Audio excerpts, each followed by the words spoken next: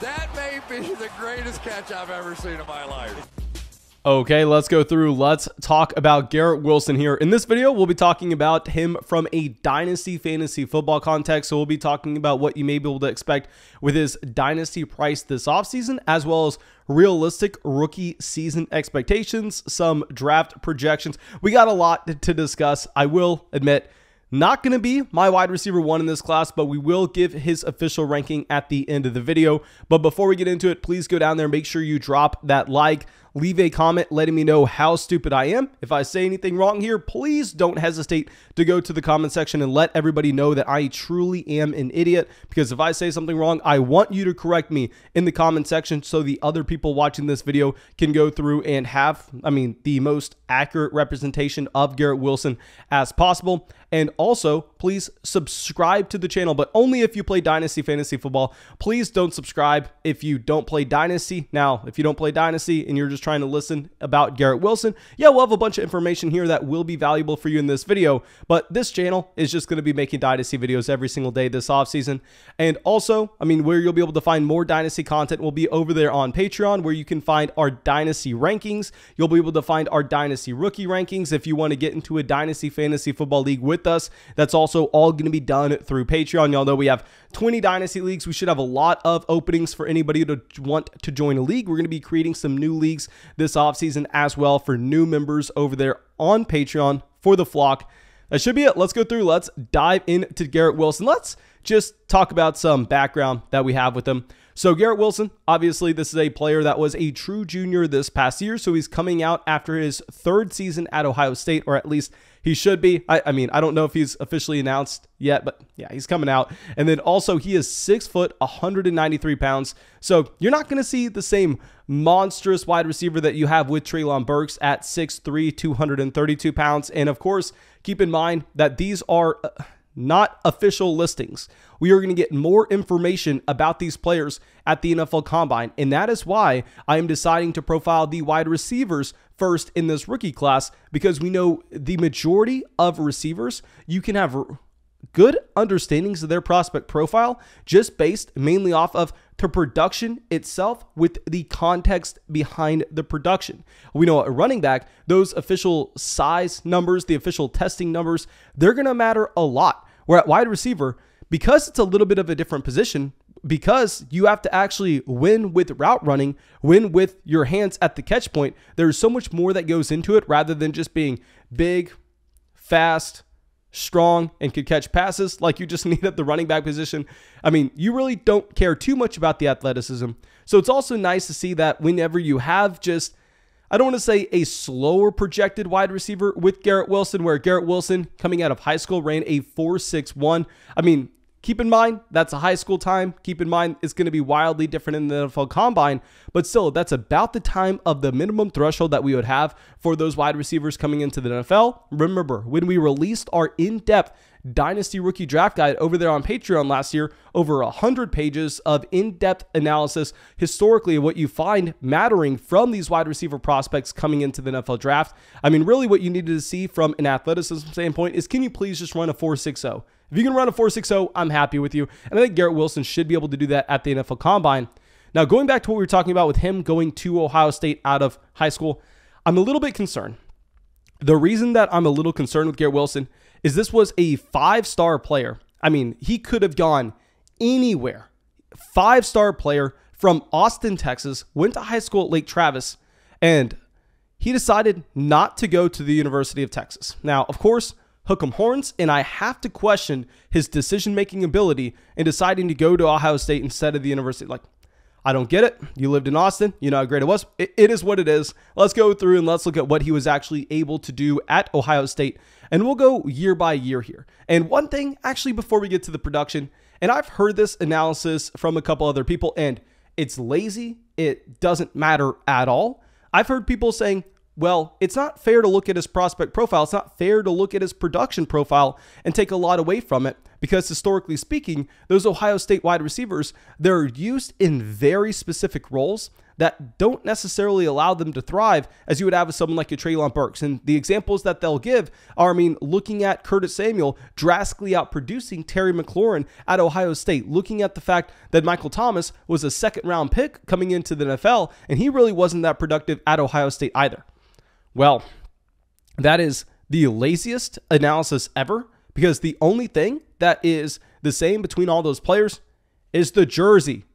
It was a completely different coaching staff. Urban Meyer was the head coach in those years. It's a completely different situation. Please, please, please don't go through and think that's how you need to be viewing Garrett Wilson, how we need to be painting a different picture because he wore an Ohio State uniform. And of course, because he was at Ohio State and because of the target competition he saw, we will be making adjustments, but we'll talk about that right now. And going to his true freshman season, where we know what you want to see from these wide receivers is you historically want to see them come in as a true freshman and be able to get on the field and be able to be productive. Now, it's going to be a little bit tougher for Garrett Wilson himself because he did go to a team that had Chris Olave, obviously a player that was in his second season and was already hitting the ground running at Ohio State. This team also had a decent amount of talent, had Justin Fields, had J.K. Dobbins as well. But Garrett Wilson did not break out here. He actually had 33 receiving yards a game, which of course that number doesn't matter that much, but the percentage behind it does. Now, he only accounted for 12.7% of the passing yards on a per game basis for the Ohio State Buccaneers. Now, that kind of tells us that he doesn't break out as a true freshman. But based on our historical analysis, what you actually need to see is you need to see that breakout by the time you are a true sophomore. Either a redshirt freshman or a true sophomore. That is when you need to break out. And that's what you had from Garrett Wilson going to his sophomore season, where he comes out and he is dominant. In my opinion, this is the best season that we saw. Keep in mind, a little bit of a weird year. This was the COVID year. A lot of people didn't even know if they were going to play. He ends up coming out and averaging 90 receiving yards a game. Now, 90 receiving yards a game, I know that doesn't necessarily sound massive if you're used to the Oklahoma University offenses of the world, but here it's a little bit different because what we need to be doing is we need to be adjusting per the context of the offense.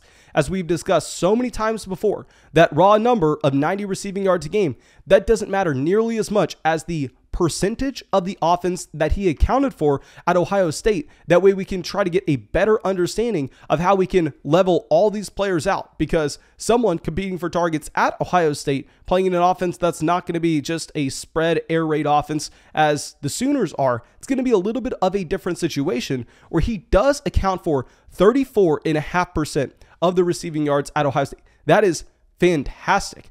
Now, I will say Chris Olave comes out and he has a better season, but keep in mind, this is a wide receiver that was a year older than Garrett Wilson. Chris Olave was actually a true junior. He comes out and he posts 104 receiving yards on a per game basis, which of course dominates him in the market share numbers. One thing that I do want to point out is this was a very condensed target tree.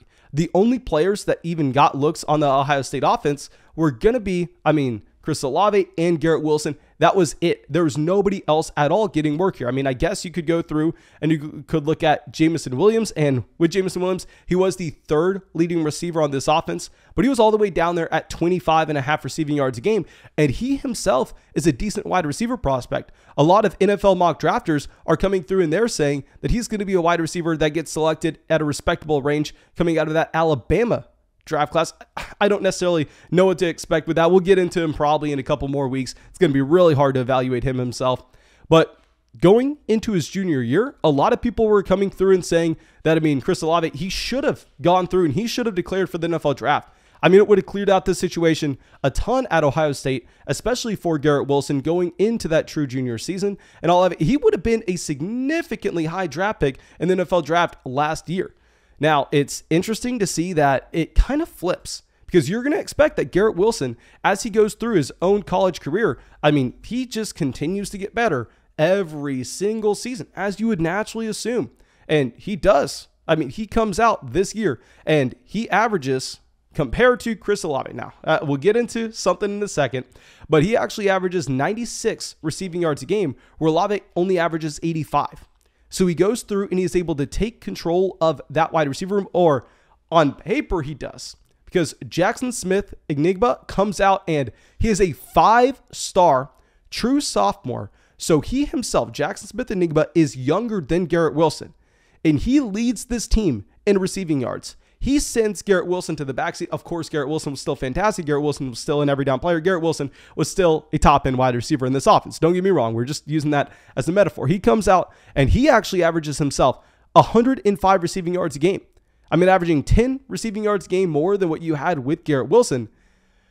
That's a little bit concerning for me, because if you're going through and say, I mean, I know a lot of people wanted to tell me, Mason, no, Garrett Wilson, he's the wide receiver one in the draft class. That's what we thought coming into the year, yada, yada, yada. Like, people want to come out here and say it's Garrett Wilson.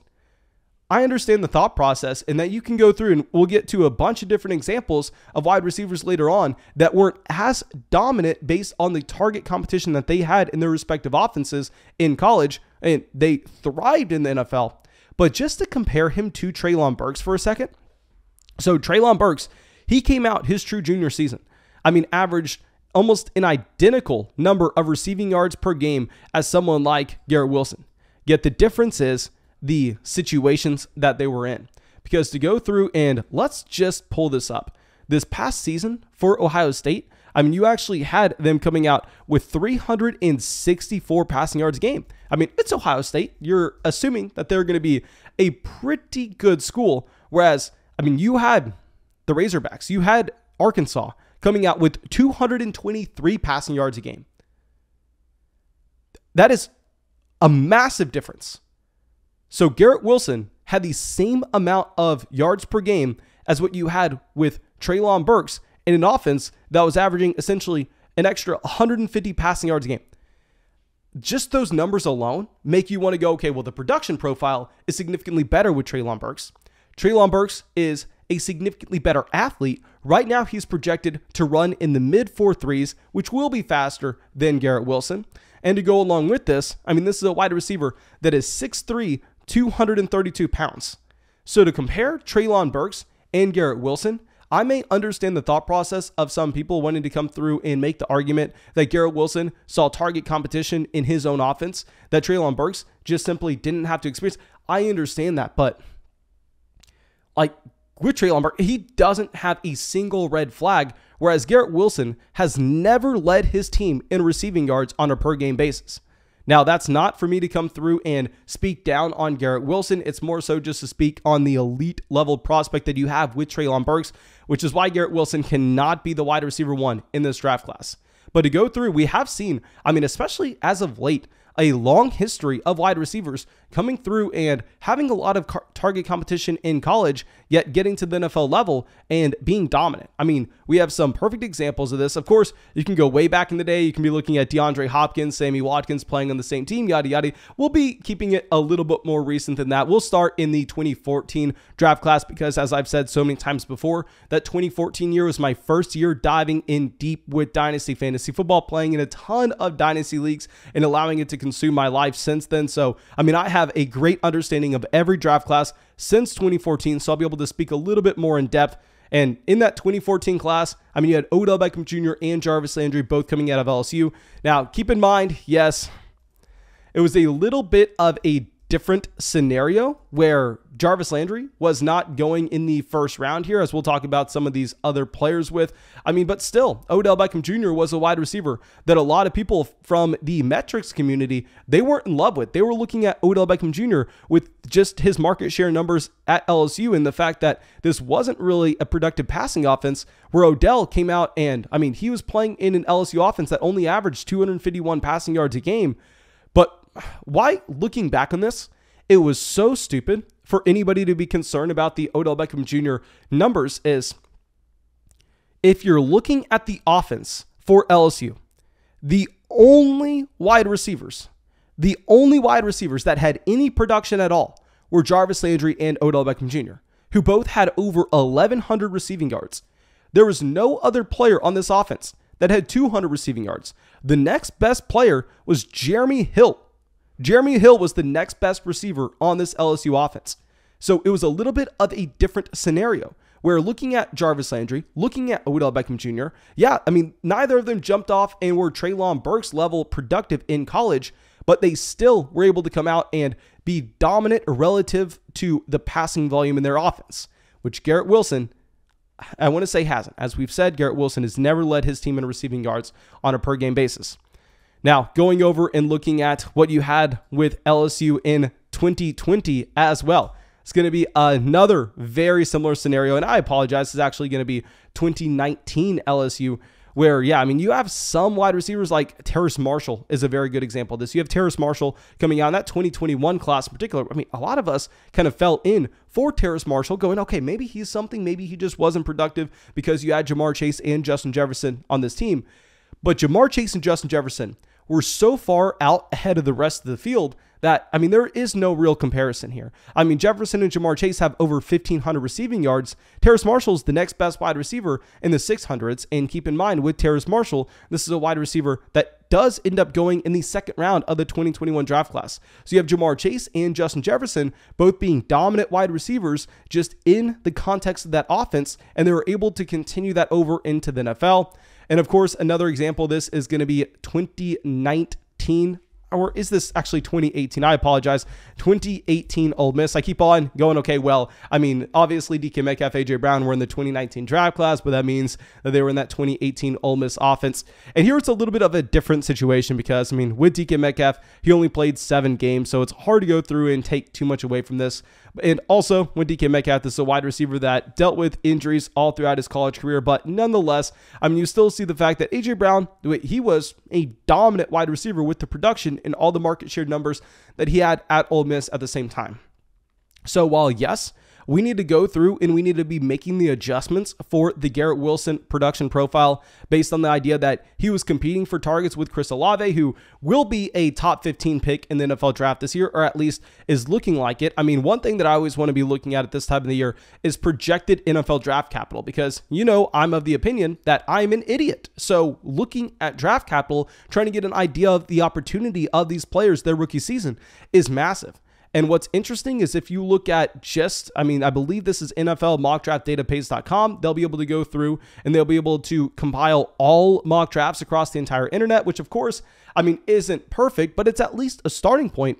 Now you have Garrett Wilson projected to go higher than Chris Olave in the NFL draft, which previously wasn't the case. Right now, Garrett Wilson is supposed to be a fringe top 10 pick. I'd imagine he's in the middle of the first, and you have Chris Olave down there in the low teens, closer to pick 20. So both of these players should be first round selections, as well as the player that actually led, I mean, the Ohio State Buccaneers in receiving this past season in Jackson Smith-Njigba. And I mean, I would imagine he's going to be a first round pick in that next draft class at the same time. So there is a lot of target competition here. And for that reason, I still think when he hits the minimum thresholds, we probably have to go through and you probably have to have Garrett Wilson as the wide receiver 2 in this class based on the context of his offense. But just because he had all that target competition, that is not a reason that you can move him ahead of a wide receiver that has no question marks on his profile, that was more productive at a younger age, that is, I mean, a better size, that's more athletic in Treylon Burks. Treylon Burks is still the wide receiver 1 here, but I mean, Garrett Wilson is a suitable wide receiver 2 to say the least. I think both of these guys would be right up there competing for those wide receiver 2 spots, probably in last year's draft class alongside the Devonta Smith tier of players. But of course, thank you so much for everybody checking out this video. And if you have not done so already, go down there, drop that like, leave a comment, letting me know how stupid I am. Subscribe to the channel only if you play Dynasty Fantasy Football. And yeah, that's all I got for you. Thank you so much. Hope you have a great day. And I hope we see you out with, I almost said the live stream tonight. We're not live streaming on this channel. Hope I see you out with the video in a couple of days.